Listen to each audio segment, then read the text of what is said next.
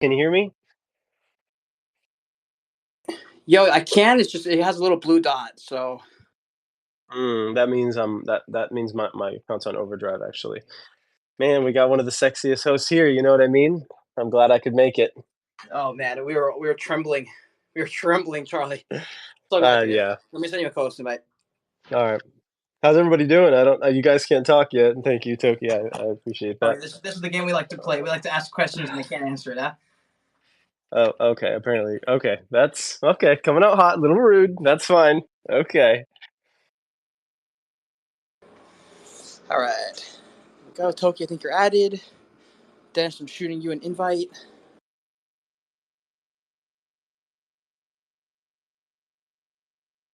Yo, some crazy Bitcoin news, by the way.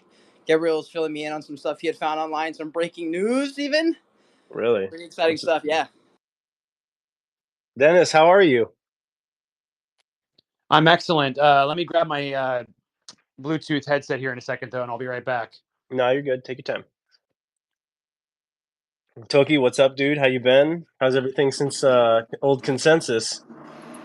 Honestly, it's been pretty fun. I just lined up my Bitcoin 2024 affiliation, so I'm looking forward to going out there, Nashville. It's going to be a good time. I'm genuinely looking forward to it. No, I know that it was interesting. Like when I went to consensus, I was really expecting, like I started having like deep technical conversations, expecting people were there to hang.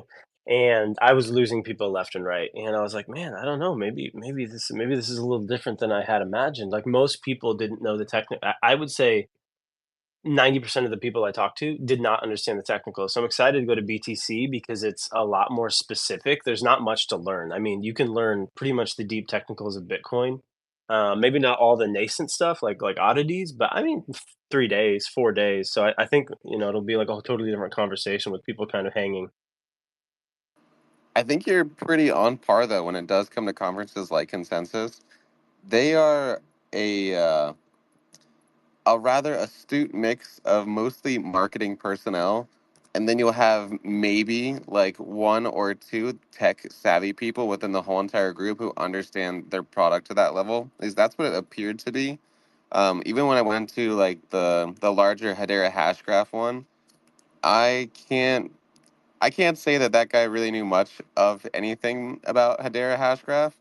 In fact, it was kind of funny because I then went and met the guy who founded Tashi, and Tashi is an original founding member of Hedera Hashcraft, the guy who founded Ken. And so it was really funny to then go back to the Hedera booth with him, and he was just like, oh, I don't know you. I don't recognize you. Who are you? And they're like trying to explain to him who they are in Hedera nowadays. It was really weird, but it was definitely interesting.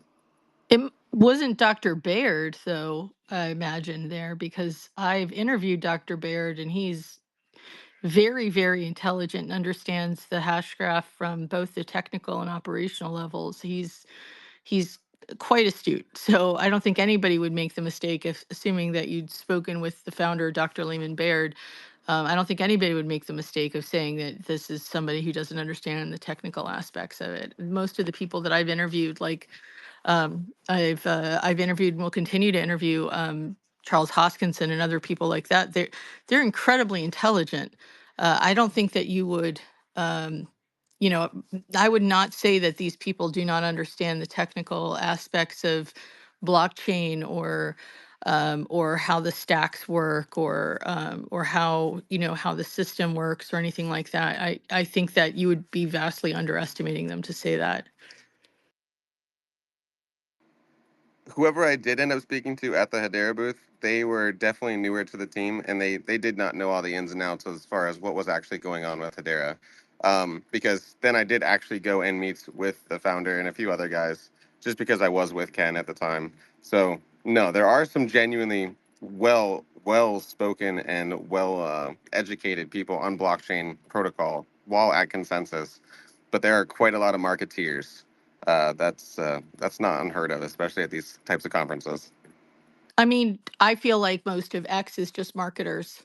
I feel like there's 5 of us that provide actual content and everyone else is marketing. and they're just taking our content and rehashing it. That's all they're doing. I mean, there's almost nobody who's actually doing anything here. It's really just a lot of marketing. I mean, no offense to anybody who's actually trying to provide content, but most of the people that I've met are not doing anything of any significance whatsoever. It's literally just a bunch of people who take one sentence of information and give that to people who have no sentences of information and then just rehash it over and over again. I do think X is like a study in like do it yourself marketing and people who've learned it on their own. And this kind of passing along marketing direction as it changes day to day. I mean, I think it's really interesting. The amount of marketing knowledge that's passed around here is actually pretty interesting. But the amount of like hard knowledge or content, that's actually quite sparing. And I have actually I've taken like as much of a look at it as I can, and asked around a lot because I'm trying to figure out exactly where the hard content providers are. And it turns out that there's just not a lot. But that's true in general. And I've actually found that I'm surprised that in blockchain in particular, there are also a lot of people, like I think I would agree with you that there's a lot of people in blockchain in general that are more about marketing and pithy statements than they are about actually understanding how the technology works and really educating people about how things work. And that I think is to the detriment of blockchain in general. Well, I think most of the time people don't like this is like there's a we'll kind of jump into it after this, but I think a lot of times, you don't really have to understand the deep technicals to understand the solutions, which I do think is like a win condition. It's the same as like when you sell a CD to a person, you don't teach them how the CD works. You're like, yeah, there's going to be a laser, it's going to bounce off the CD. What it's going to do is encode, just like a record player in like a very finite manner, and then those codes are going to be read, and this is going to give you the benefit. Like people get lost in those details. Now, I do think the details are important when you're building conviction for especially investment thesis and things like that, but most of the time, like you're just selling solutions to most people, and they have an assumed trust that you're being inherently honest. That's why trust, I think, is important in this space, especially we're in the world of KOL marketing. Like this is a new age where like marketing is individualized from person to person, and it's dictated by your ability to relay a message to an audience that trusts you. We did a bunch of stats, and 86% of millennials and Gen Z don't trust traditional ad marketing, but they trust creators. So really, the next move of marketing budget is going to be through individual people. So I think learning tools and stuff like that is going to be right up the alley because we're in a new age where people want to trust the creators that they have on their platforms instead of like anything that says ad next to it. I mean, I agree. I think the only problem, though, is that a lot of these key opinion leaders, people call them like opinion leaders, though, because of popularity, which is, often purchased, not because they're actually people who lead for any real reason.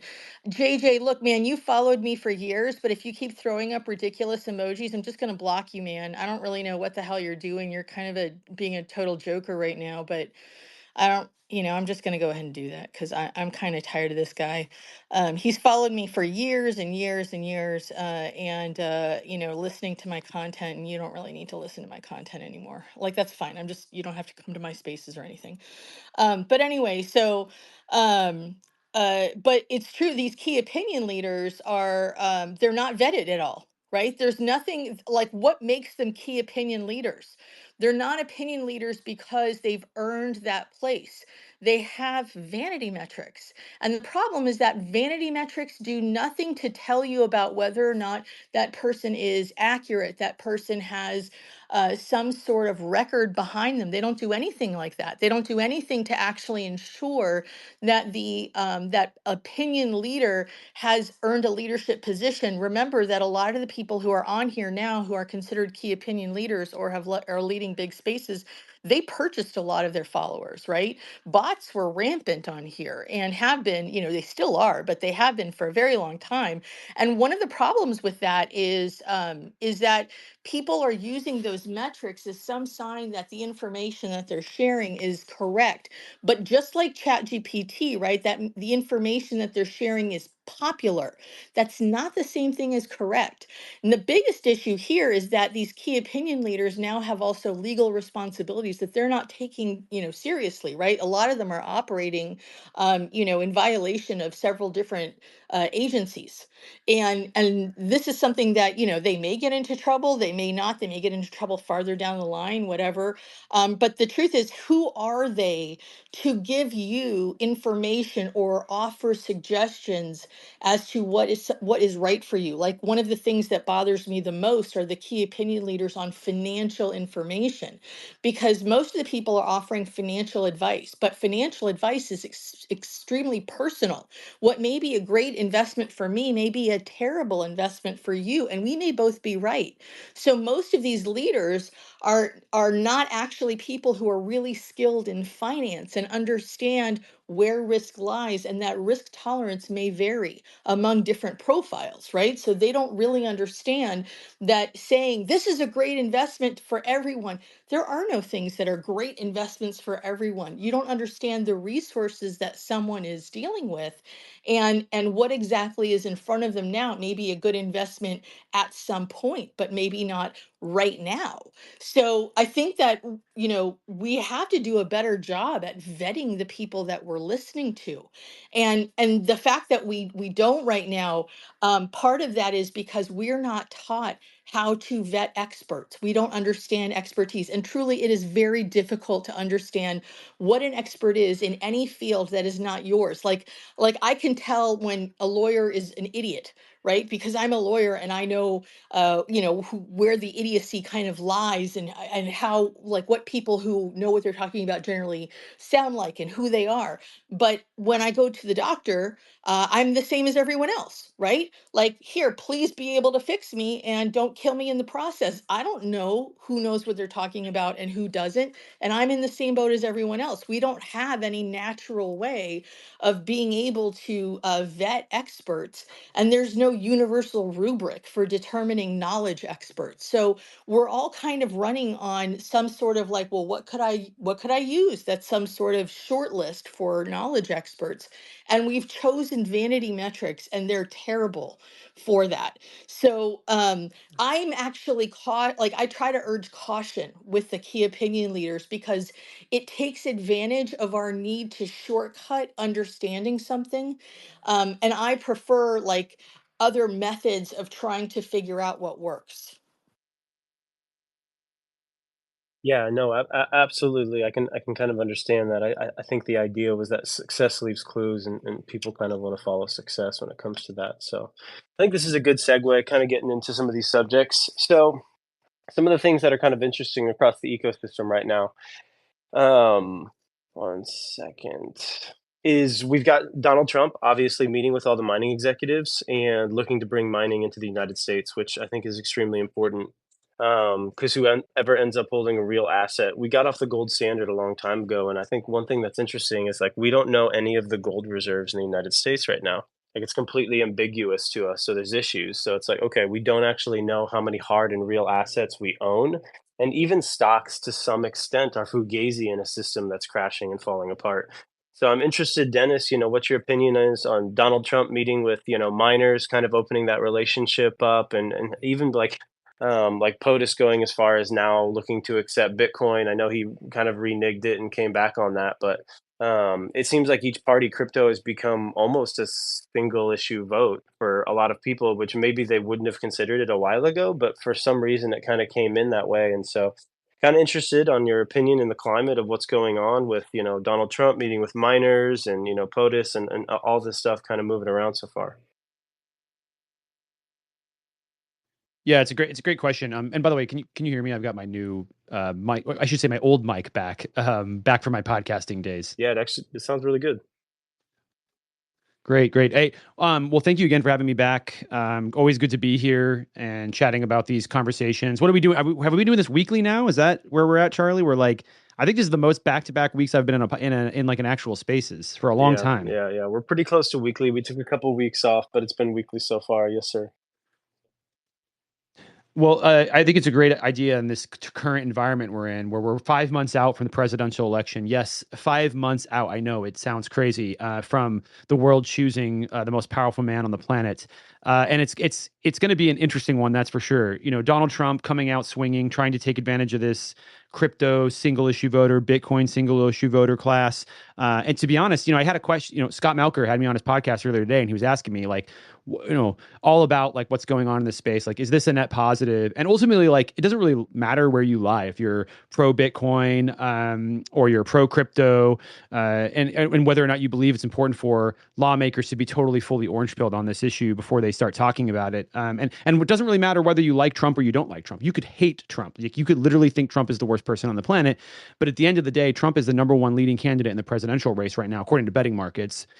He's most likely to win. Of course, we've seen betting markets be wildly off before, but the fact that a previous president that is currently running for office to be president again is going out there and saying that, you know, he's going to get behind Bitcoin, he's anti CBDC. I mean, that's like jet fuel politically, for folks that are trying to get this stuff done, at least in red states, right? Like Satoshi Action Fund, we have passed 3 bills into law over the last 12 months.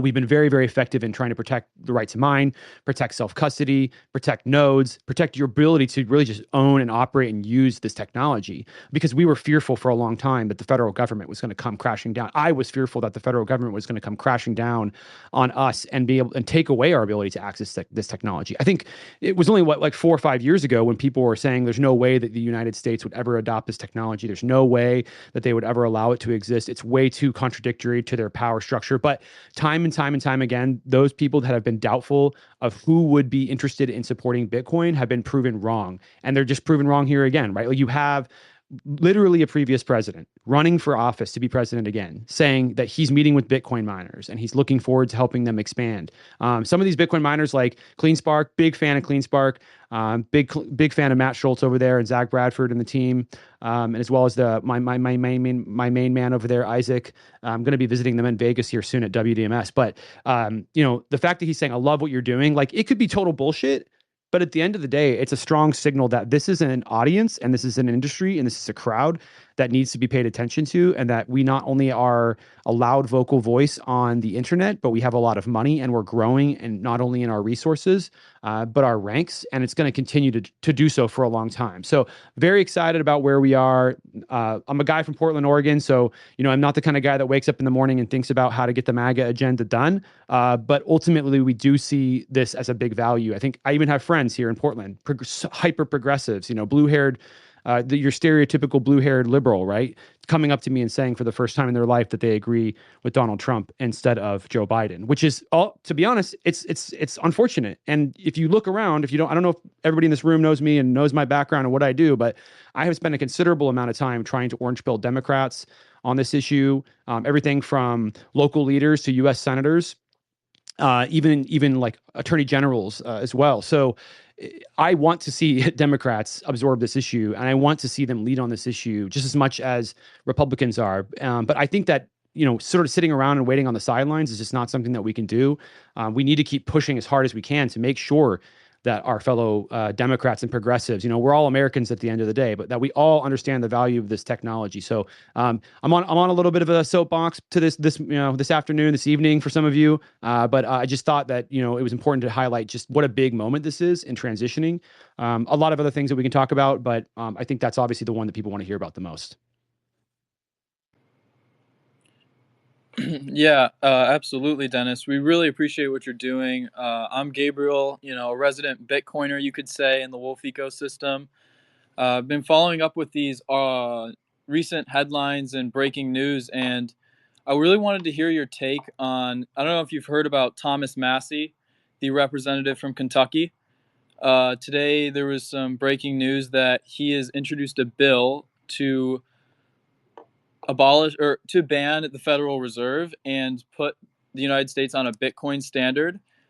He even cited Safed Dean's book, The Bitcoin Standard. I'm not sure if you've heard about this news or what your thoughts are on it, but I know you're advocating amongst the states and amongst local politicians. But what are your thoughts on this federal politician Thomas Massey's plan here? Yeah, what Thomas Massey, obviously, you know, much more on the libertarian camp. And for me personally, I'm not sure if we'll ever be in a world where we truly end the Fed.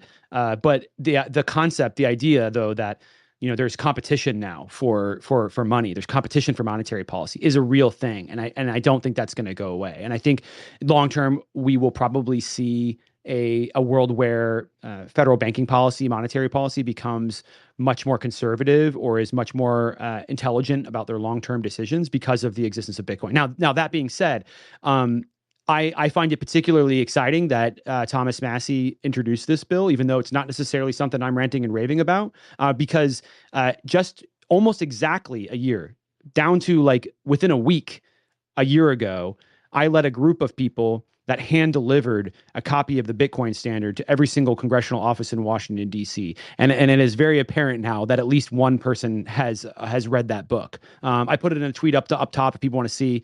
I screenshotted when I took a bunch of Bitcoiners. We handed out several different books, everything from a progressive's case for Bitcoin to Layered Money and Saifedean's book. And we had the two of the Bitcoin authors there in town with us when we handed out these books. So it was an awesome opportunity, and I love to believe that that Thomas Massie saw that book, and even though he listened to it on audiobook, he saw the book in his office and probably bought the audiobook. Because if I know myself and anybody else that listens to audiobooks, you see a book that you want to read, and then you go buy the audiobook because you don't have time to read it. So good on Thomas Massie for reading the Bitcoin Standard or listening to the Bitcoin Standard. I believe that myself and the Orange Pill app team certainly made a difference there. And I know that it did make a difference there, because the moment we finished handing these books out, I had a member of Congress who was pro Bitcoin, who likes Bitcoin, big supporter, has actually written legislation favorable of Bitcoin, hasn't passed yet, but very favorable towards it. Told me, thank you for handing out these Bitcoin books to every single member of Congress by hand, by the way, because now he can turn around and say, I know you got a copy of a Bitcoin book, and I can ask them about it now. He can say, hey, what did you think about the Bitcoin book you got? So, he was running around Congress telling everybody about it. And we're really excited that we were able to have that opportunity, bigly because of the Orange Pill app team. They were the ones that originally got it going, and I came in and kind of put some gasoline on it and got it going. But really good to see where things are headed. And obviously Thomas Massie as a libertarian is going to be someone that should really love Bitcoin. Yeah, absolutely. That's great to hear. Great point. Really appreciate you doing the work of all the citizens, messages to be heard. So I kind of have a question to you, and then maybe Alex can kind of follow up here from like a lawyer's perspective. But, many people have been talking about what Trump has been saying lately, but I kind of wanted to clarify or emphasize the fact that he's talking mainly about bringing mining back into the United States. And so what are your thoughts on where, how exactly the logistics are going to go with that? What can someone in politics, I guess, or state, local, or federal do to protect Bitcoin miners' rights in the United States, or to, as he says, try and have every Bitcoin made in America? What can someone do, politically speaking? Dennis and then Alex. Yeah, I mean, it's a great question. Again, there's a lot of ways that Bitcoin mining gets attacked at the local level, which is exactly why my organization, Satoshi Action Fund, was launched. We launched with the express intent of going state by state to be able to make sure that Bitcoin miners could do business in those states without, sort of being pushed out by local jurisdictions, whether it be the county, whether it be the city or the state. And so we originally passed two bills into law, one in Montana and one in Arkansas, and both of those bills are relatively the same, and they basically discriminate or reduce the ability for local jurisdictions to discriminate against those Bitcoin miners. And then now we've gone on to, again, we passed our third bill into law in Oklahoma, where we do the right to mine components, but also self-custody as well. But some of the things that can be done is really just preventing a lot of local discrimination. We call them local tyrants oftentimes at the state level, because these folks that are in the county level, the city level, they just love to believe that they have all this power, and then they love to use it. And oftentimes they don't follow the law when they do it. There are some absolutely fantastic city councilors and county commissioners out there, but there are plenty of them that just really consistently abuse their power, and they have consistently abused their power against Bitcoin miners by creating special noise ordinances, by creating special rates at the state level through the Public Utility Commission in partnership with those utilities who want to see miners pushed out for a variety of reasons. We also see zoning discrimination in the state of Montana. Missoula County, there was a county commission that got together and said last minute, like, there's an emergency. We got to stop these Bitcoin miners because they're going to ruin the environment. They got together, and instead of enacting some sort of environmental policy, they just changed the zoning for the miner and effectively put a $20 million Bitcoin mining operation out of business. Fortunately, the gentleman who was put out of business was able to actually come to the Capitol there in Montana and help us to be able to push this legislation and get it across the finish line. So he finds great pride in knowing that although his business was shuttered because of these attempts and these attacks, that it did help result in this legislation passing, because lawmakers at the state level, I'll tell you what, they do not like, they're the ones that come up with this term local tyrants. They get so tired of these local tyrants using their abilities and their powers to discriminate against businesses. So we put an end to that in Montana. We put an end to that in Arkansas. We also put an end to it in Oklahoma. And we are on the verge of also putting an end to it in the state of Louisiana. So that bill sits on the governor's desk, Governor Landry, waiting for a signature, passed through the House and the Senate, ready to go. Now, that's all state level. Federal level, at the end of the day, federal level, most people think that the feds do a lot, especially Congress. Really, they just kind of like decide where the money gets spent or where to tax people. And that's a very powerful ability, right? Because as you saw, Joe Biden tried to do a 30% tax on Bitcoin mining's use of electricity. I mean, that would virtually crush Bitcoin mining in the country overnight. So those things we're certainly very opposed to, but they're not getting into like energy policy quite as expressly as the way the states are. For those of you that might not know, the states are organized in a way where they have control over the vast majority of their energy policies. Now, there are things that overlay across the states. They're called RTOs and ISOs, technical jargon, but ultimately those are like regional grids. And those regional grids have power markets and a variety of other types of programs. But for even joining those types of things, that's all relies on the states. So the states have so much power. I think a lot of times we always think the federal government has so much power in the United States. They do, but there's a lot of powers that they don't have. And one of those powers they don't have is rate setting. They can't get in and take over these county problems and get rid of these local tyrants at the county level or limit them. They don't decide if a state wants to join a demand response program, which is great for Bitcoin mining because Bitcoin mining is one of the best demand response technologies on the planet. They don't decide if these states are going to join an RTO or an ISO. The states decide that, not the feds. And so there's so many opportunities there. So again, just going back to the federal side, like the thing we have to worry about the most is a tax or some sort of regulation that forces miners to comply to financial policy, which is actually being attempted by Elizabeth Warren. Elizabeth Warren has been actively trying to pass a bill that would force Bitcoin miners to be money service businesses, or force Bitcoin miners to apply for money transmitter licenses, because she assumes, or her office assumes, that Bitcoin miners are effectuating the change of currency in a transaction, which they're not. And so she thinks because of that they need to regulate as money service businesses, that they're actually like almost like a bank, right? Like, it's just a total misunderstanding of the technology. And then that's not her own fault. It's probably her office's fault. She's not the one doing the research. She's got some staffers in there that are telling her like, hey, these guys are clearly inside this regulatory regime that we all know and understand, and they should apply for it too. But it's just a total misunderstanding of the technology. Not only is she trying to apply that label to Bitcoin miners, she's trying to apply it to folks that provide hardware wallets as well, that provide self-custody services, which also they also don't hold on to the money for people. When I have my Bitcoin in my hardware wallet, which if you don't know what that is, make sure you go look it up. If I have my Bitcoin in my hardware wallet, like, I own it. Like, I possess it. Like, the wallet company doesn't have anything to say about it. It's just an interface for me to interact with the technology. So, there are definitely attempts. I'll finish off by saying there are definitely attempts at the local level, more so, to restrict Bitcoin mining. We've seen it happen not only in Arkansas, not only in Montana, but also in states like New York, where there's a 2-year moratorium. North Carolina is trying to attempt something similar.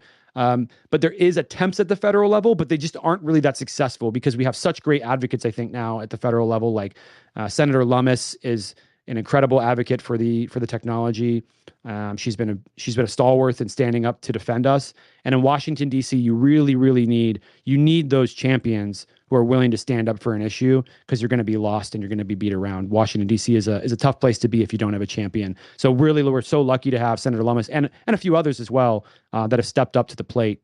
Mike Flood is doing some great stuff. Patrick McHenry's doing great stuff. He's on his way out, but so many awesome guys out there. And then on the Democrat side, Senator Wyden has stood up at the right time when we've needed him to, from Oregon. So really good stuff to see there at the federal level. I don't think we're going to see massive attacks come from the feds in the near term, but you always want to keep your eyes open, wide open in Washington, D.C., because they will certainly try. I know that there's one of the Warren provisions on a bill that I did a breakdown of a couple of months ago, that's still floating around, is actually the requirement that uh, minors get taxed on Bitcoin that is earned at the income rate on earning, not on like spending or anything. They have to actually, like, once they acquire it, and there's part of this is also, how there's this change in personal gains tax. This is, or sorry, capital gains tax. This is a major issue, because part of that bill is also people getting taxed on their holdings, not their the what do you call, I'm sorry, I'm like, I just getting text at the same time, and it's difficult for me to speak and read at the same time, but not on their earnings, but on their holdings. So generally speaking, you are taxed once you realize something, not just not when when you earn something, but when, like, not when you're, not when you, like, something vests necessarily, but when you get the cash equivalent for it, you turn it into cash, right? That's actually when the taxable event happens. And what they're trying to do is actually change that so that you're taxed on holdings that you have rather than things that you've converted into cash, which is not great, because people don't have cash necessarily. If you have a holding of something that's not converted into cash, you may not have the money to pay your taxes. Like, people have a house and the tax rate is going up and up and up, and you can't turn your house into cash, right? Because that means you sell your house to pay the taxes on it, but you don't have a house anymore, right? So there's a lot of things like that where the act of conversion in order to pay the tax loses the asset for you. So there's a lot of that is actually trying to be enacted to the highest earners and to miners and intermediaries in the Bitcoin and blockchain process, and that's something that's very difficult. It will force people out of mining and things like that, and that's something that if it's enacted, will be very difficult. I don't personally want all of the mining to be done in the US, because it's actually a really good way for economies to bring the level of the economy up, right? It's something that I think should be allowed to all different economies. I don't really think that it should be exclusively the domain of the US, nor could we restrict it to the US. That's not even something that's within our domain. So I think it's great to make it something amenable to the US, right? You, like, say you can mine here, it's great to mine here, but not you can only mine here, because that would, first of all, be impossible. And second, that's not necessarily great. There's a lot of countries that can actually vastly improve their economies by being able to do that. So we say, yay, great, more power to you. Please go ahead and do this. And they're all finding new ways to do this economically. The other way to do that is an energy policy that I've only seen floated vaguely, which is something saying that you don't get primary access to energy markets if you're doing something with mining. That would be bad. That's something that I've only seen kicked around as a proposal. I don't know if that's ever going to be something that actually makes it into a piece of legislation, or if it has been, because I don't have access to that. That would be a terrible thing if that happened. Everybody should have equal access, whether you're a business or an individual. You should all have equal access to energy. There shouldn't be people who get first crack at it and people who get second crack at it, right? Because, the people who get it last, maybe they have to pay more, right? Because everybody, when there's more need than general supply, you end up having to pay more for additional hours because sometimes they have to ship the energy from somewhere else on the grid, and that costs more money. So power is a funny market. It's a super interesting one for anybody that's interested in it, especially the way Texas does it. They're kind of an outlier, but in general, I would encourage people to, if you're interested, right, learn about how the energy markets work in the US. It's fascinating. And it will teach you a lot about how our energy can be controlled by both like federal and state policies. There's a lot of people who have their hands in the in the energy kitty, and you'd be surprised where all the money that you pay for your power bill ends up going. Someone broke it down for me when I was asked to help build a blockchain equivalent for two cities, and and I was just shocked when they were like, "Let's go over your power bill," and I was like, "Let's not." But I was shocked at seeing where the money goes. So at some point, I would love to rebuild the entire system because we need it, and there's a much better way to do it. But that's just not our option right now. Like, I can't build it on my own. But anyway, it's a very interesting thing to do, and it's something that's going to be vital for Bitcoin in the future. Yeah, I mean, I honestly, I couldn't. Alex is like last time you were all up on the SEC, and you shine again with your knowledge of the energy world. It absolutely is incredibly complex, but also very fascinating at the same time. The systems that we have created, in my opinion, I think we need to make some pretty big changes to be able to get to where we want to go. We'll see if we can do that. Changing regulatory structures is always a very difficult thing, or even adding new regulatory structures, as we've seen in the case of what's trying to happen at the federal level right now with securities and tokens and market structures. But it's truly incredible, like what can be accomplished through different types of energy policies. And as you rightfully pointed out, Texas is just this like hotbed for policy and energy innovation, like the way that they're trying to approach it. Now, they don't do everything right, and oftentimes they make mistakes. But in order to innovate, you have to be open to making mistakes and open to taking some level of risk.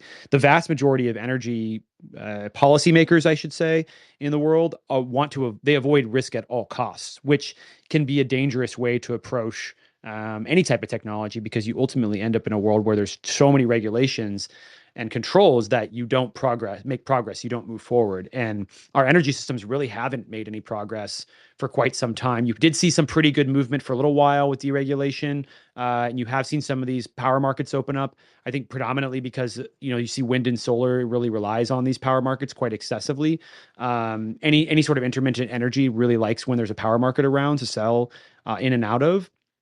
And then also with regards to like demand response for large loads, that's been a big one too, but it hasn't been as successful as people would hope until Bitcoin mining came along. And of course, we're going to see, I think, even more of it with other types of energy, large buyers of energy like AI and other types of flexible large load data centers that come out over the future. We had a long future of what were probably considered to be like multi-dimensional, multi-use data centers, like the things that you use for listening to this call, sending a cat video, watching a video online, ordering Amazon, ordering Uber, all done through various types of Amazon Web Service data centers, Google, you name it, right? But these are multi-use data centers. Now we're seeing a world evolve where you have single-use data centers like Bitcoin mining, where literally all the Bitcoin miners across the entire planet are doing the same thing at the same exact time, which creates a unique opportunity for the energy market. Because if you shut down 30%, even theoretically 50% of Bitcoin mining across the entire planet, or let's say across the entire US, like you shut it off overnight, that's roughly 40% of the hash rate, according to some estimates. Bitcoin will still operate. It'll still function. Like it'll still keep moving forward. The block times will get slowed down. You'll probably have doubling in the block time, so the 20 minutes. But like in theory, you could do this for multiple days, maybe even a week, and not really run into any other serious problem other than that fees will go Well, up they on did Bitcoin. that. Remember when they shut down half of it from China? And the only thing that you Yeah, would right, notice is if exactly. you were actually had to look at the hash rate to see that it had slowed down minutely. Like nobody actually It's noticed true. a change. It was incredible.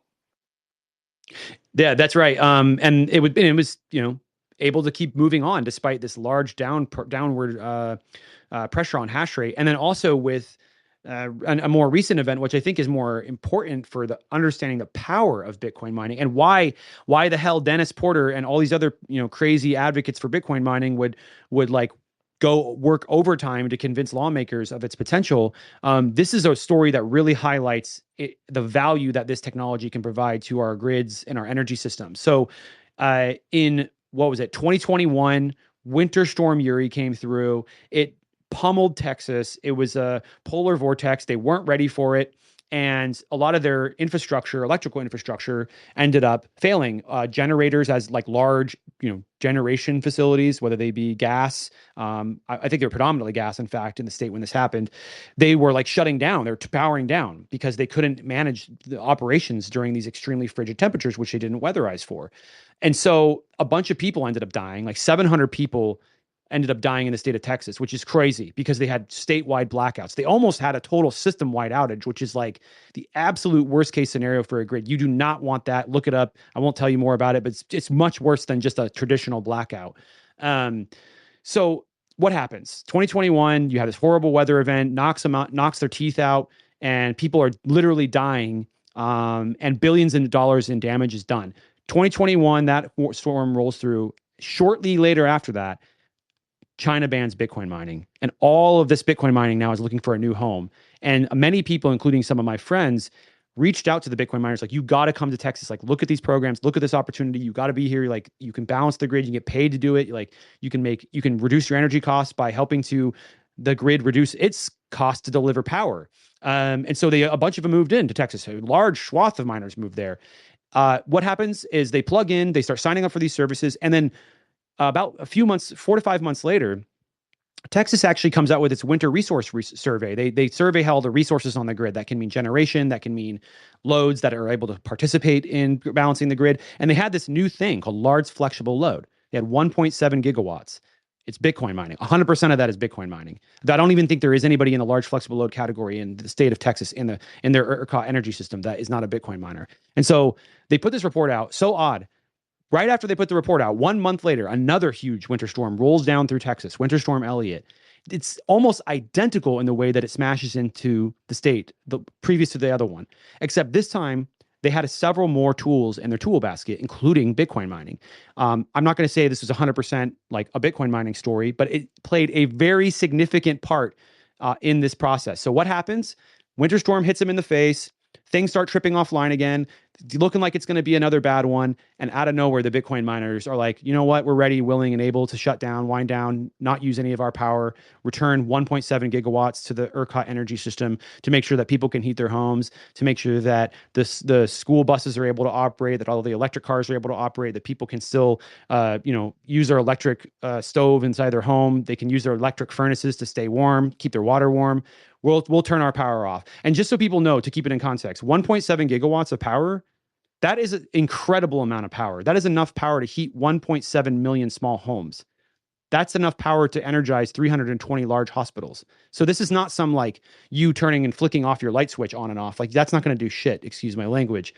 You need large, flexible, high density load that wants to be on 24/7, 365, but is also willing to shut off whenever you need it to, aka Bitcoin mining, the only technology on the planet that can do that at any given time for any length of time. So the miners ultimately come in, they save the day, so much so that the former ERCOT CEO, the guy that runs the entire ERCOT energy system, who was the former New York ISO CEO, his name is Brad Jones, came out and said, this is one of the most important technologies that we have for our grid. There's a ton of news about it. It's not hard to find. In fact, he was so YOLO'd into it, he was helping us lobby in the Capitol in Texas to help protect the technology, and went on to also write a paper with me and my team saying that this technology can be good for balancing the grid. It can be good for renewables. It can be good for mitigating methane emissions.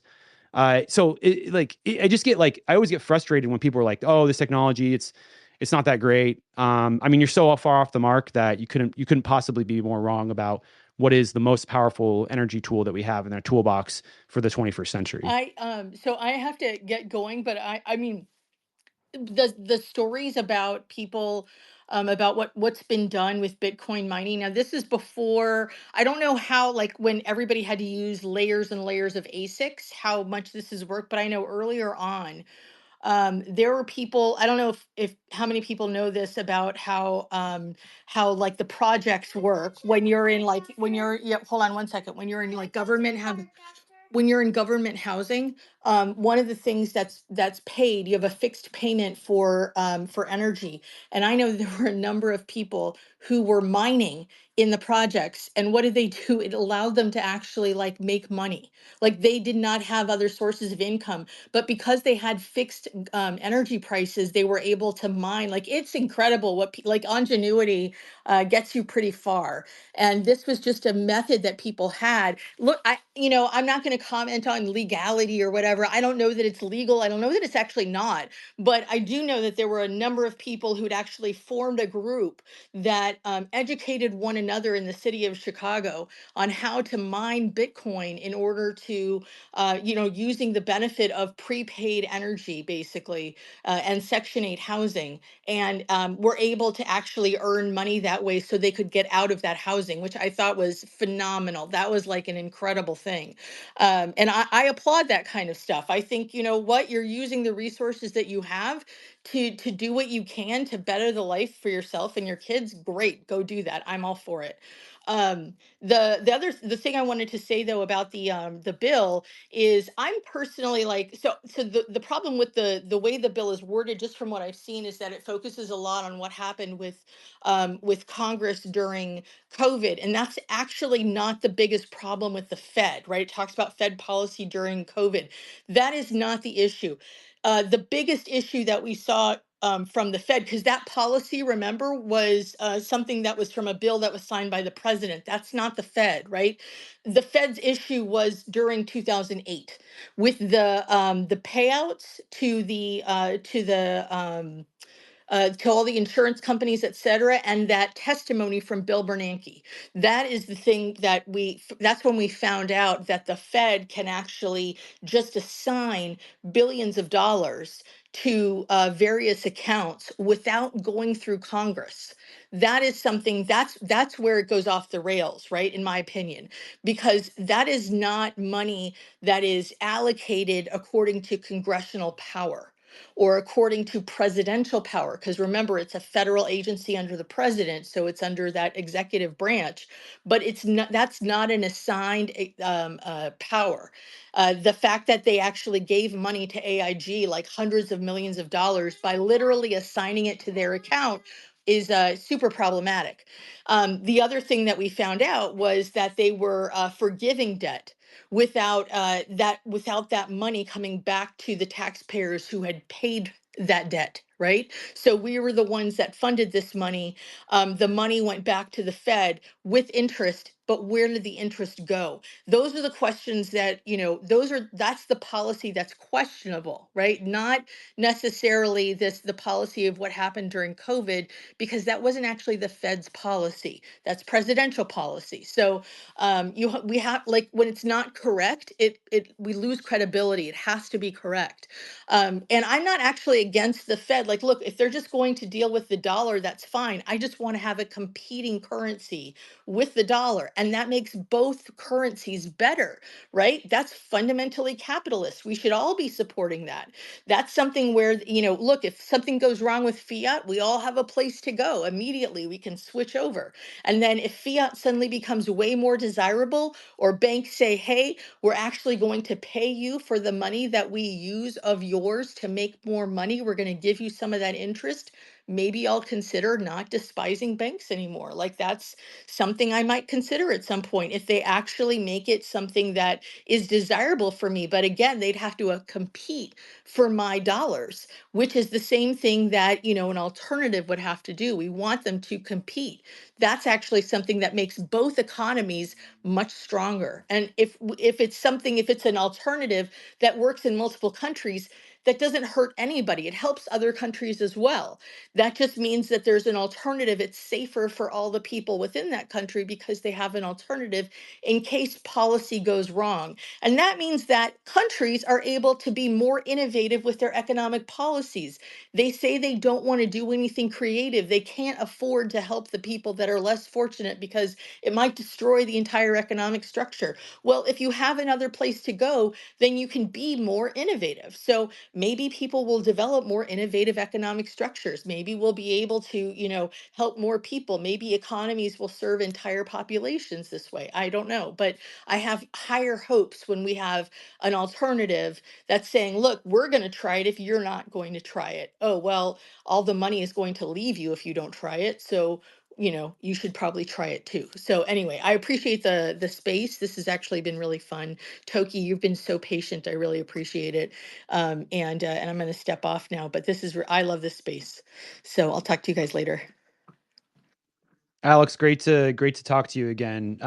We never met before this, previous to these spaces that we've been doing each week, but super impressed by your broad breadth of knowledge on a variety of topics. So great, good. Have fun with the family, and looking forward to seeing you in the next one. Same here.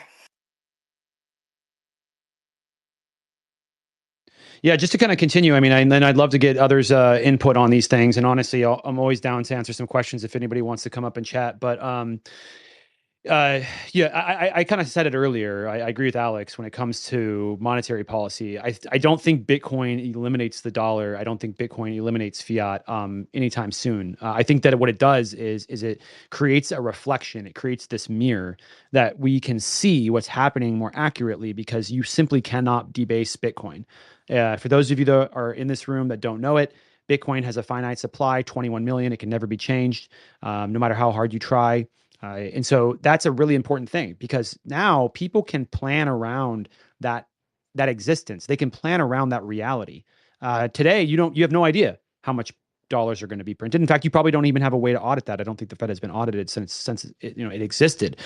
We certainly don't have a way to audit the euro dollar system, which is a totally different can of worms, where they're essentially able to artificially create dollars out of thin air and use them as a backing tool for the financial systems across the world. I mean, they estimate that roughly 90% of dollars that are outside the United States, or I should say 90% of the economy outside the United States is ran on dollars or these what are called euro dollar systems, which are entirely outside the purview of the Fed, outside of the control of the Fed, outside their purview. They can't manage it. So not only are we not really knowing what's going on in our own country, we have zero idea of really measuring what's happening outside the country. It's all just estimates, right? So that's completely different though from a Bitcoin standard. A Bitcoin standard is perfectly finite and you cannot ever create more Bitcoin. But out of the ingenuity of the creator of Bitcoin, they created a system where Bitcoin can be infinitely divisible. So in one arm or on one side of the coin, you have this perfectly finite currency that is truly resilient to any sort of attack and that is perfectly finite, but can be divided into tiny little fractions digitally so that you in theory could get it to a large swaths of the population. Now, there are ongoing debates. You'll hear these debates. If you're new to Bitcoin, don't be surprised by them. There are debates over whether Bitcoin can truly be the daily currency we all use on a regular basis. There's arguments about UTXOs. There's arguments about whether Lightning can scale to that. Ultimately, I'm here to tell you that there will be a world where at bare minimum, Bitcoin is seen as a foundational financial technology across the world. Some people think that's all it will be. They think it will just be this sort of backbone, you won't really ever interface with it. You won't really ever hold Bitcoin, but kind of everything will be a derivative of a Bitcoin, or you'll have a layer on top of Bitcoin. You have Bitcoin, the base layer, and then you have Bitcoin, the Lightning Network, which is layer 2, and then you have things that are kind of being built on top of that system, like Fedimint and eCash, which are totally new ways of approaching a layer 2 or 2.5 or layer 3. That is how you're going to see, I think, Bitcoin be able to get to everyone now in a way that it's maybe not exactly the Bitcoin on the base layer blockchain, but it is still truly Bitcoin. Those have the potential to really put Bitcoin in everyone's pocket. Now, will that happen? There are, I think, some engineering solutions that need to be solved in order to get us there. Will the people that want to ossify Bitcoin say, nope, we're going to ossify it? We don't want it to change. We want it to stay the same. It's good as it is now. We don't know, but like I said, bare minimum, we do know that Bitcoin is going to provide a very powerful tool to people across the planet to be able to access the digital economy, and be that backbone that we've all desperately needed, that isn't controlled by one special interest group or one central bank. Yeah, I think, wow, yeah, well said. I was gonna ask, Toki, you've had your hand up forever, man. I literally can't ask before you. It would be wrong. So please go for it. Thank you so much, Charlie. I waited for so long. No, it's fine. Um, honestly, Dennis, I've enjoyed hearing you speak several times. I work with a company that has already spoken with you several times before. And one thing that I've actually been looking at as far as Texas goes, I know this was some big news in May, and I'm not sure how many people actually got to hear about it, but the potential evolution of smaller reactors, nuclear reactors in Texas specifically, mostly because I know that they were being talked about by Dow, and they were going through a company called X Energy in order to get these produced. Myself, I am a former Navy veteran, but I worked on nuclear submarines. So I actually started out at nuke school, and I got to enjoy that process of learning about how energy is created and how we're using it in so many different ways. And so when I see these types of solutions coming to fruition as far as smaller types of nuclear reactors, I'm genuinely curious on how much that you think they will play into the future of the Texas energy solutions, not only from the Bitcoin mining standpoint, but just from how much it could actually help the state.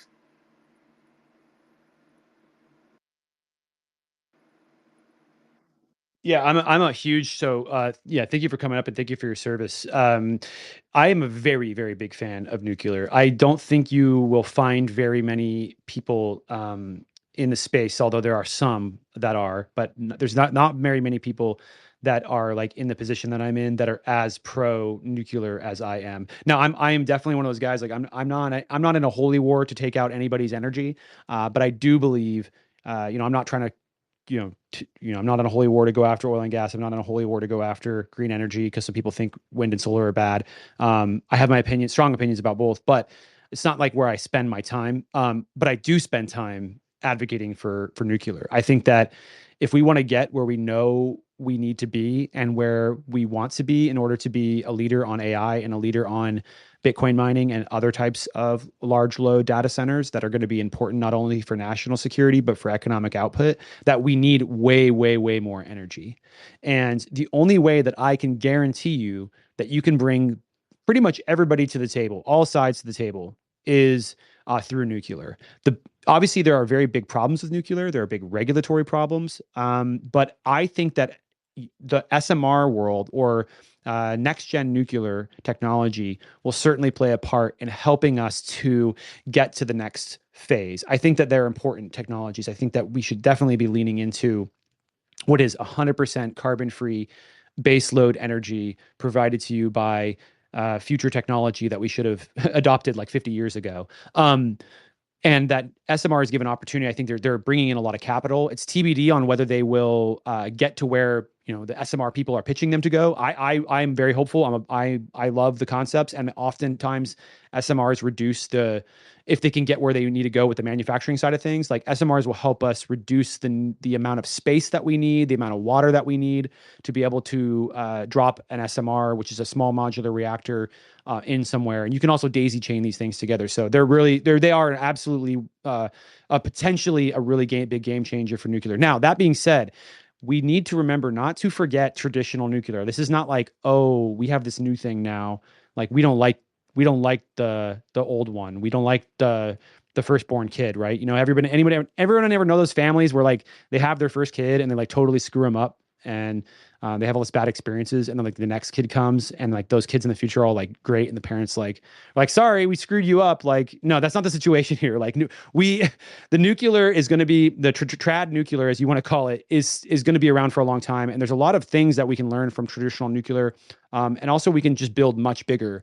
I think it's going to be a combination of multiple technologies. Like I don't think we're moving to a SMR world that leaves behind the traditional nuclear world.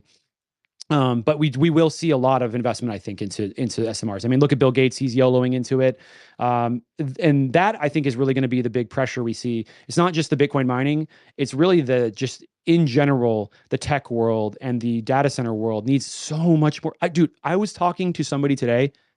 Someone is scoping out a site to be able to do 10 gigawatts. That's insane. 10 gigawatt data center. Madness. I mean, these numbers, you can power a mega city with 10 gigawatts.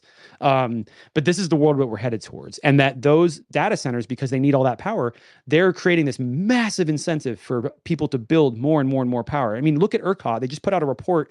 They were getting pissed off about it. I think they should have been excited about it, but they were saying like they had these estimates where they were trying to hit, I don't remember the exact number, but it was like assume that it was like 100 gigawatts, or sorry, 1,000 gigawatts on the grid, or the whole grid overall. And then was where they were at, and then they assumed they were going to get to 5,000 gigawatts in the next few years, and they were way too far ahead of schedule. Now those numbers are off. You're going to need to go look up the official numbers, but the basic premise was like they were like way outpacing where they thought they needed to be, and they needed to start building way, way, way more generation. Funny enough, though, the people that are saying that also need to remember you don't need to just build generation. You also need to build, which is like a generation is a power plant, right? You don't need to just build power plants. You also need to build other ways into your energy infrastructure that enable you to utilize power more efficiently without actually expanding your generation footprint. And Bitcoin mining can help you accomplish that. I know everyone probably thinks I'm sort of like, oh my God, how can Bitcoin mining possibly be this good? It's because it is. And they haven't totally figured it out yet. There's a reason why the former ERCOT CEO wrote a paper with us about Bitcoin mining. It just takes everybody else in the regulatory world sometimes a little while longer to catch up. They're all incentivized to be extremely risk averse. They don't get like a pay grade or a pay increase or a new job because they helped like create this new large flexible load category. But if the large flexible load category for Bitcoin mining fails, they're definitely going to lose their job. So just remember, in the regulatory world, they're always like 10 years behind, a bare minimum, like behind where like they should be. Not because they're not smart, not because they don't get it, but because they are incentivized to stick to the status quo and take no risks, because they're going to lose their job, or they're going to lose their ability to have control over their sort of regulated monopolies, which what most utilities are, essentially regulated monopolies, highly regulated monopolies. I'll finish by saying that Bitcoin mining can help us maximize the amount of generation that we have by being there to shut off when we need it to. Oftentimes we build out so much generation, excess generation, we build out too many power plants because we are worried that one day a winter storm is going to come, which, if you were here just an hour ago or 30 minutes ago, I was talking about how this happens. A winter storm comes, you have to be prepared for that. If you don't have the energy generation available for that one day, maybe 2 days the entire year, your grid will crash and you're screwed and people die. And so you have to build a ton of redundancy out. Well, Bitcoin mining can eliminate the need for that level of redundancy, because instead of saying, oh, wow, we need this one power plant to turn on one time a year to save us all from freezing to death, you just go to the Bitcoin miner and you say, hey, why don't you sign up for this program where we tell you to turn off whenever we want, for whatever length we want, obviously given certain parameters to avoid abuse of the system. And then we'll give you some like energy credits next year. We'll cut your rates a little bit, or we'll give you some like bonus packages. Like there are so many different ways to structure it. But at the end of the day, those Bitcoin miners are reducing the need for additional generation to be built, which saves grid operators money, which ultimately saves ratepayers money, and is also super carbon free, because you're not even building anything, let alone expelling fuel to be able to power these homes. You're just asking people to shut off. So you're reducing costs, making the grid balanced, and allowing the more further utilization of the grid that you have, instead of building out excess generation that is only there for one day out of the year. Anyways, I'll pause there. Big old soapbox today. I was on a podcast earlier today with Scott Melker, so he got me all ramped up about all these things political. So I apologize the long rants, but it was a great question, and absolutely, I'm No, hugely pro-nuclear. Dennis, you absolutely killed it. Thank you so much for honestly the Yeah. education that you have, but beyond that, truly, it's been a wonder to watch your career so far. yeah. What I was going to say is, well, Dennis, I know you're about 4 minutes over now, so I don't mean to keep you. Go if you need to go. But Gabriel has a point here, and he was actually going to be a nuclear engineer, so I think he might have some interesting points when it comes to nuclear energy. So please, we'll go Gabriel and then Tyler. Yeah. No, yeah, I really wanted to jump in here. It's amazing. I'm so glad that you guys are talking about this. It's crazy, Toki, that you even mentioned X Energy by name. I happen to know people who have done internships at X Energy. It's a great company. I really hope that they're able to get to scale. And to Dennis's point, speaking about the first child, not loving the first child, whatever. Uh, X Energy is a small modular reactor. It's an advanced reactor that's actually helium cooled. So it relies not on water at all. You could run this reactor in the middle of the desert. You could run it basically anywhere so long as you're able to keep the helium contained. It's a pebble bed reactor. It's extremely advanced. So I'm a Bitcoiner now. I used to be into nuclear engineering, and I want to talk about this more as much as I can. This connection here is really important. I mean, nuclear reactors, I'm sure, Dennis, you've done tons of energy analysis. Toki, you were formerly in the Navy, you probably know, yeah, a lot about, the different styles of reactors, but this is something that needs to be brought to Bitcoin. Yeah, I mean, you can stick these reactors in the middle of nowhere. 10 gigawatts is ridiculous, Dennis. I don't know exactly what project you're referencing or and all, but that's amazing amount of power output. So yeah, just wanted to make that point, and yeah, wrap up with that. Yeah, man. I mean, it's incredible what's happening in the nuclear space, and thank you for the work that you do to push forward nuclear and provide a voice to that ecosystem, because that's one of its probably major problems, is just having people who understand the technology and can communicate it effectively, and just not be like so bent on providing like fear mongering around it. I think what's really cool to see is you see a brand new wave of also like young environmentalists who even are very pro nuclear, because they see that like you can't accomplish what we want to accomplish quickly enough from a climate side in order to we can't get there with wind and solar alone. Like we're still waiting for batteries. Like, listen, I love cheap wind and solar. It's great. It's the fastest growing energy asset in the United States. I do believe that long term it's going to become cheaper and cheaper and cheaper. There's a reason why we're building it. But there's one really big problem from wind and solar, and it's just that you don't have on-demand power, which is unfortunately a very big problem. You want on-demand power because you don't know when people are going to turn on their light switches. You don't know when a winter storm is going to come through. And so relying on wind and solar, which is intermittent is the term that they use, which means that the sun is only, you only get energy from wind and solar when the sun is shining and the wind is blowing. Well, we know the sun is down half the day. So if you have a winter storm, like you're screwed there. Same with the wind, right? You can do weather reports, but I mean, we all know the weatherman is wildly wrong. And, and then just like, you can only predict when it's going to happen. You can't force wind to happen. So the solution, of course, by the common solution is to build batteries. I like batteries. I think batteries as a technology are only going to get better and better. There's all different types of batteries now too, ones that don't even use minerals from the earth, and so there's less of an environmental impact there. I like it, but it's not really like ready. You know what I'm saying? Like we could build nukes right now. The only thing standing in the way of building, that's a common term. Sorry for people who are like, oh my God, Dennis is like, he's going off the wall there. People say nukes in the nuclear space because it's like short term. Sorry, I'll refrain from using that term. It could be interpreted the wrong way. We need to build nuclear power way faster in this country. And the only thing that's really truly limiting us is regulations and barriers that prevent people from being able to build nuclear facilities. We don't issue enough permits. We don't issue enough permissions to be able to build a nuclear facility. And so we've only had like one built in the last like 30 years, right? And that's the Vogtle reactors in Georgia, which they just finished, I think, their fourth reactor there. So it's this huge site. In fact, one of the Bitcoin miners, my favorite one, CleanSpark, they're right tied into that stuff. So they're taking advantage of that super clean, 100% free, carbon free baseload. Exciting to see. So yeah, I again, I couldn't say it more enough. Big fan of nuclear. Thank you, Gabriel, and also Toki for the support for nuclear. We need more voices saying what the value of this technology is. It's the absolute like solve all, especially as we go into this SMR and advanced nuclear reactor world, where a lot of the traditional problems could be eliminated from nuclear, and we could all have very, very cheap energy and reliable energy for generations to come, while also onboarding all of these data centers that we know are going to play a pivotal role in our future economy.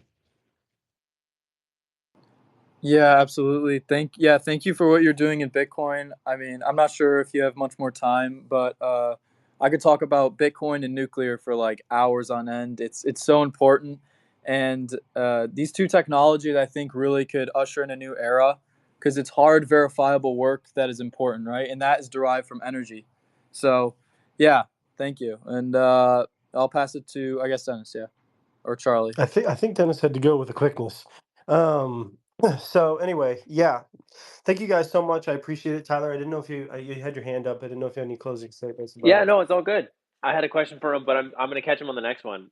That was such an amazing dump of knowledge. I really am looking forward Well, to hearing him what was again. crazy is in the he's played it pretty modest prior. Like normally he slow rolls it, but I didn't realize how vast really what he had been getting into and the depth of what he had been studying because I was like, holy crap, this guy's I know, like knowledge the dumping, knowledge, dude. That every was other syllable. crazy. Well, I mean, it makes sense. I was just like, Yeah. Wait, it's crazy. I like gotta take wait, notes. Tyler.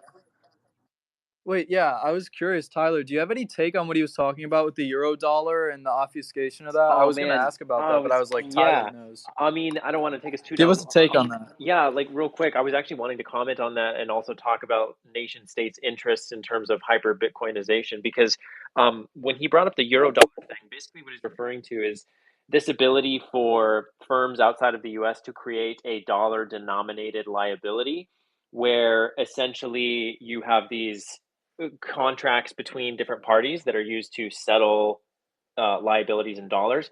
But just like he said, you can essentially inflate the liabilities. It's a little bit like fractional reserve banking, but for these clearinghouses and banks that are international that have and want to trade in dollars. So it's there's some really good stuff from Nick Carter. You're probably pretty familiar with him, Gabe. About he does a ton of research on euro dollars, and he makes the argument that stablecoins are really kind of like the new type form of euro dollars. And there's a fascinating podcast that I would encourage everyone to take a listen to on Odd Lots, the Odd Lots podcast about euro dollars that explains the mechanism. It's a little more complex than even I'm able to really fully like get into, but the basic idea of inflating the balance sheet in of the dollars that you have beyond what's actually in your reserve. So it's kind of like fractional reserve banking for some of these private institutions outside the US. And so what he's talking about is that, if you have a US based entity that's, let's say, a stablecoin issuer, you kind of know what the reserve is as long as they're audited and they're attesting to what they have on their balance sheet. But with euro dollars, you don't actually know how to unwind that properly. You don't actually know who owns all these dollars, and it's like pretty complex and not very clear, which is pretty bad. And the question I kind of wanted to ask Dennis was like, there was these comments from Trump about wanting to mine Bitcoin in the U.S. And I was seeing Laura Shin try to say that this wasn't a good thing, and it was just so weird to me because, like, I know China has had a 70% mining concentration, and for like the last several years up until recently, and it's like I don't know where these people were before when Bitcoin was mined outside the U.S. Why they didn't care about that. So when he was talking about like euro dollars and Bitcoin, and I know all of Dennis's work to advocate for Bitcoin in DC, I was super curious just to hear like if he sees it as a positive development that the US is developing an interest in Bitcoin and blockchain. And of course, the answer is yes, that is a good thing because otherwise Dennis wouldn't be working so hard to advocate for Bitcoin in DC. So yeah, I thought it was like a super amazing space. I definitely can't wait to catch him on the next one and ask him about that. Yeah, 100%, guys. Thank you guys so much for showing up. Kayla, I appreciate the support. Toki, thank you so much. Tyler, you guys are the best. Gabriel, thank you guys so much. Kate, obviously, you guys are awesome. So thank you so much to the audience for making time to come here, guys. We can't do this without speakers. We cannot do this without an audience. So I don't think next week. I think that Dennis will be traveling for the next 2 weeks, and then after that, we'll kind of boot this up. But our hope is that week in and week out, you guys can come to these and get like boots on the ground information from what's really going on. And Dennis is spending his time working with politicians and working with Bitcoiners and the people in the crypto space to pass policy. And so he has a rare take with actually having conversations with these people on how it's understood and what's going on, which to be honest, for me and hopefully for most of the audience out there, it's not about if they have an opinion, it's about why they have an opinion. And I think that the background dictates a lot of why somebody should speak on an issue. So our goal is to source amazing speakers that have genuine, amazing takes. We all have our own perspective, but a little bit of life experience doesn't hurt. So anyway, thank you guys so much. We appreciate you. This is Wolf Web 3. We do spaces every single day. That'll be a huge value add for your guys' lives. And hopefully you leave with more than what you came with. So we appreciate you guys, and we'll see you next time.